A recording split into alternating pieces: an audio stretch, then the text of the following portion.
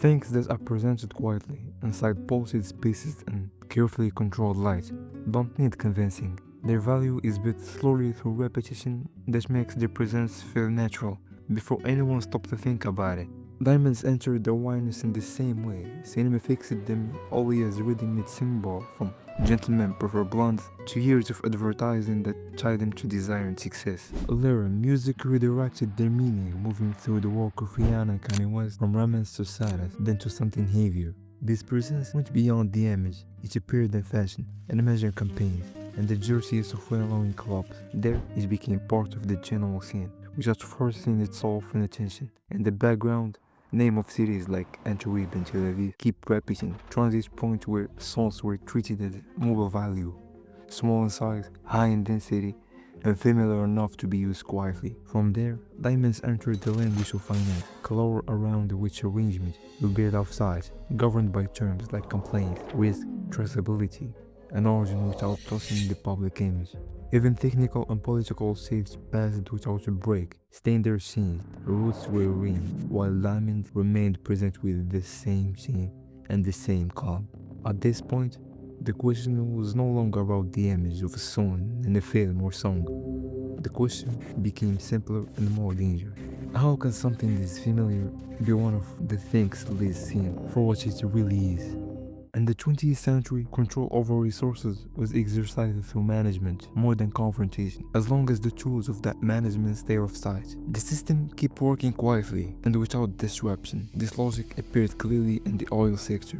Companies like Exxon, Shell, and BP built their influence through global transport networks and systems that looked stable for many years. That stability was not tied to abundance, but to the system's ability to control timing. With the October of 1973, time itself turned into a pressure tool. Oil was still there, but the regime changed, and where trust collapsed and alliance appeared in the United States and Europe. At that moment, it became clear that the problem was not the resource itself, which was exposed with the mechanism of control. Once timing became observable, decisions left their closed space and could be anticipated and dealt with.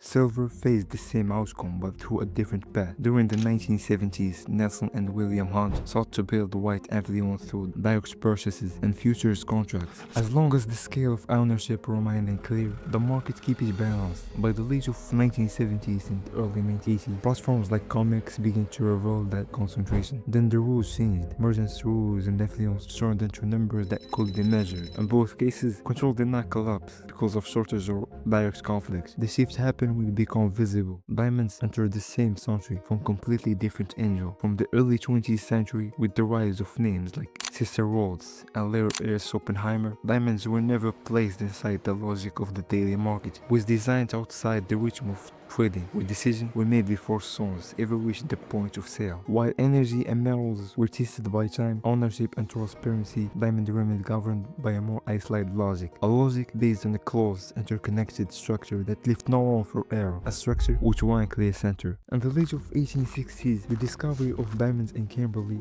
was not the source of prosperity, it was the source of confusion. Finding the sound became easier than it should have been. Production rose quickly, and the prices began to lose balance. In a short time, many companies entered the market. Just as quickly, they began to disappear. The problem was not demand, but quantity slipping out of control. In this context, Sister Rhodes appeared. He did not see diamond as a rare stone, but a resource at risk of losing its value. Abundance, in his view, was the real danger. Instead of expanding production, he began buying competing mines, not to operate them, but to remove them from the equation. Every mine that closed meant less pressure and a price that was easier to stare. In 1888, Debeers Consolidated Mines was founded. It was not just a new company, but a different framework for dealing with diamonds. From that moment on, value was no longer tied only to extraction, but to flow. Within a few years, Debeers became the main push of the market. By the end of the 19th century, it controlled most of global production. Control did not stop at the mines. The London Diamond Syndicate was created, and later the Central Selling Organization, a single transit point where quantities, timing, and destination were set. We exceeded demand did not flood the market, it moved into storage. Inventory was not treated as burden, but as a tool to be used when needed. In 1929, Ernst Oppenheimer took leadership of debeers. With him, the circle expanded. Extraction, storage, disruption, pricing, and even the market assignment became interconnected parts of the system. Power was there, but was not visible. It did not need to be announced. It worked quietly. After the Second World War, the question changed. The world accelerated, demand expanded, and old system began to be tested. Mines were no longer enough to protect value. In 1947, a short line appeared that changed the course. A diamond is forever. From that moment, diamonds were no longer just a material to be bought and sold. The ring had not been a fixed tradition before that. Afterwards, it became a social standard. Demand did not form in response to the market, it formed inside awareness. In the 1950s, storage was no longer the main tool. Image took over. Advertising did not explain diamonds. It introduced them. Cinema picked up the signal. Marilyn Monroe's appearance linking diamonds to femininity and attraction was not direct campaign, it was the result of a long path that had finally reached the surface. The luxury that appeared on screens was not a break from the past, it was the extension of it, which is shinier from the same system but a language everyone could understand. While this image was being polished in the West, the path elsewhere was less quiet.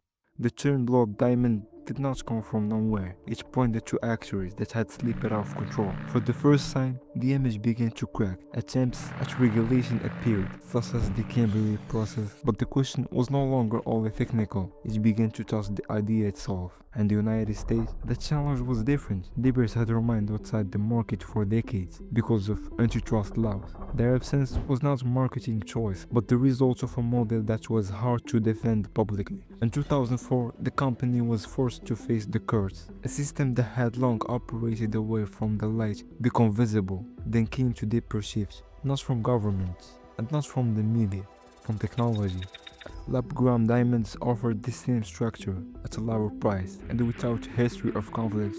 The question changed. Rarity was no longer exclusive to nature. In 2018, Debeers launched the Lightbox brand. The move was not a normal expansion, it was a signal. And with the start of a new millennium, the question changed again. Not whether the system would continue, but how and with whom. The signals came from the source, from the ground, and from the right to decide before the sun lifted. From there, the balance of control began to shift quietly. In the late of 1960s, the system has settled into its own way of operating. Value is managed far from the source, and decisions were made before any question were asked. Then a small, newly independent country appeared, outside the industry's calculation. Its name was not rated in the market, and was not part of the story, which married with the land itself. In 1967, a discovery revealed a path that had not been expected. One of the richest diamond deposits was found within Botswana's borders. The opportunity was clear, but the terms of dealing with were not. The country had no mining experience, no technical infrastructure, and no market tools. The only system capable of managing this scale was already known. 2 years later, Debswana was born as an official partnership. On paper, the shares looked balanced,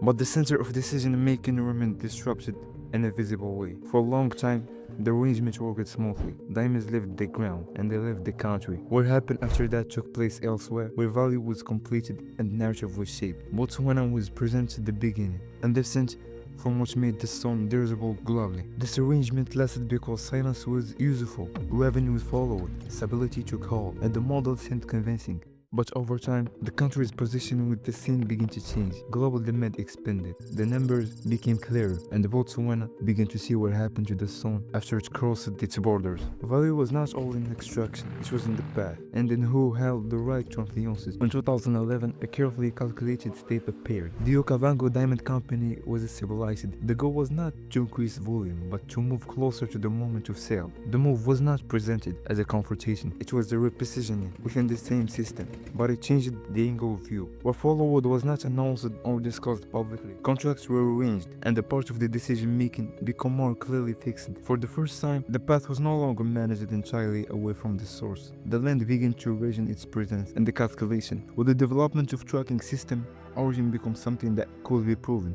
The source was no longer a silent opening stage. It became part of what was sold. Control did not disappear, it changed its shape. And with that change, it began to move closer to the light. At this level of the industry, a diamond's journey does not begin in front of cameras. It always started in closed spaces, where access is limited and decisions are made before any piece is allowed to be seen in luxury. As it appears to the world, it's not a spontaneous moment. It is the result of a long, selective process involving only a small circle of players. What reaches to the spotlight has already passed through a series of silent choices. At auctions like Christie's and Sotheby's, pieces are not showing simply to be sold. Timing is calculated, the audience is known, and context is part of the value. In many cases, the announced price is the end of the argument, not the beginning. After the auction, the piece does not move straight into the public, it enters quieter spaces. In this world, houses like Cartier, Van Cleef, and Arpels and Graf treat diamond as elements which in a long relationship, not as a displayed products, and not interchangeable pieces. Rarity here is not built on what is seen, it is built on what is kept off sight. For this reason, some fests were not simply about money. From Hampton Garden in London to Graf boutiques, the target were specific pieces no one wants, that could not be returned to the market under the same condition,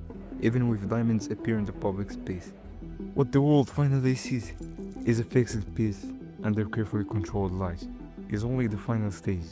Before that moment, there was a number, a signature, an entire path that was never found, and it did not to be found, because when luxury reaches the surface, control has already finished its work long before.